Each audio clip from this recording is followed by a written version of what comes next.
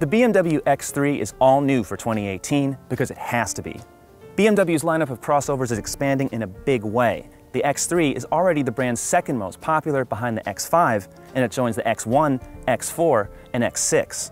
Soon, there's going to be a BMW X2 and an X7 for a total of 7 crossovers. But today we're focusing on the number 3. Now in its 3rd generation, can the X3 deliver sportiness and refinement? And can a compact SUV justify a price of nearly 60 grand? I'm Cliff Atiyeh with CarGurus, and we're going to find out.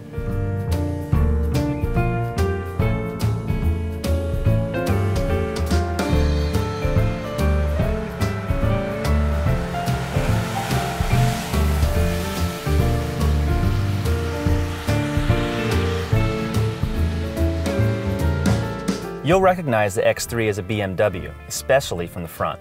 For 2018, the classic twin kidney grille gets bigger, sort of like flaring your nostrils, only it's attractive. Unlike Mercedes-Benz, BMW designers haven't made anything too radical with their newest cars. They're not rethinking any conventions or changing buyer expectations.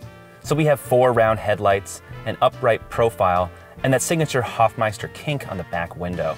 It has just enough surface detailing and silver-painted accents to grab attention, but overall it's conservative and tasteful. This X3 will still look good 10 years from now. The grille has shutters that open and close to cut wind drag. Compared to the 2017 model, the body length and the wheelbase are both 2 inches longer.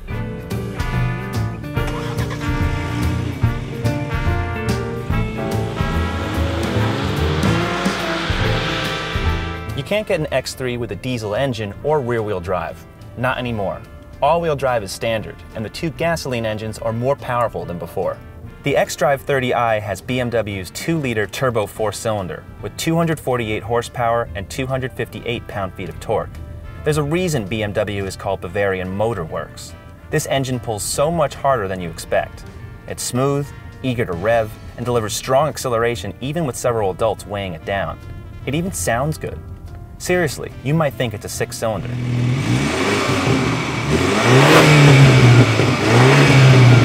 If you want a real 6, there's the xDrive M40i. It's not a real M car, but the 3-liter turbo inline 6 is basically straight out of the M2.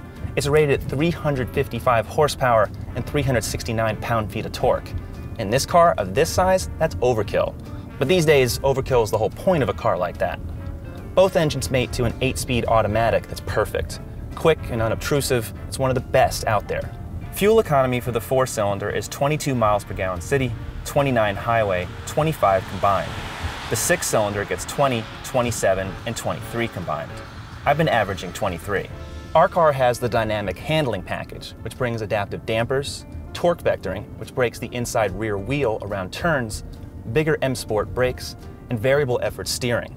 Now with this package, the X3 handles well enough, but it's not as razor sharp or driver focused like BMWs used to be. There's a lot of compliance and body roll built in, no matter which driving mode you choose. I never thought I'd say this years ago, but today if you want a sportier SUV, buy a Mercedes. But unlike a Mercedes, when you sit inside a BMW X3, you're not intimidated by the technology. Our car has an optional digital instrument panel, yet it's a simple looking screen that mimics analog gauges. Sport mode switches the layout a little, but not so much that you'll have to relearn anything. The Idrive Controller is easy, with hard buttons for common functions, and a touchpad that lets you spell out letters or zoom in on the map. The menus are intuitive. You can glance at their functions before clicking. And unlike other German luxury cars, this BMW has a real touchscreen.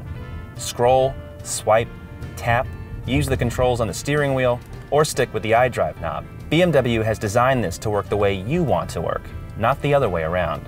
The stereo and climate controls work like stereo and climate controls. Press this center button and you can choose which safety features you want to activate, like auto braking, and which ones you don't, like lane departure warning. Now the interior may not be as stylish as those from Mercedes or Lexus, but functionally I think it works much better. Which design do you prefer? I also love this head-up display.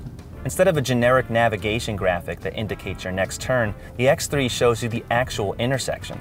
You can scroll through audio tracks and see the exact song playing without taking your eyes off the road. When parked, the 360-degree camera system will show you things you've never seen before. It blends the video feed so perfectly you'd swear you're walking around the car outside. And when you pull up to a space, the front camera activates automatically. Wow. Material quality and panel finishes are top-notch, although the seat bottoms are a bit stiff and flat. They're comfortable enough for long drives, but they're not pampering. Headroom and legroom, front and rear, are very generous, but the cargo hold is just average. It's smaller than the Range Rover Velar's at 28.7 cubic feet. With the seats folded, it expands to 62.7 cubic feet. BMW has never been a value-centric brand. Our car stickers at $57,620 with almost every option. If we were in the M40i trim, we'd be well past $60K. Starting prices are just over $42,000, but not a lot comes standard. Apple CarPlay costs $300, and keyless entry is part of a $2,800 package. Now that said, prices are on par with competitors, but just know that if you want an X3 as nice as ours, be prepared to pay.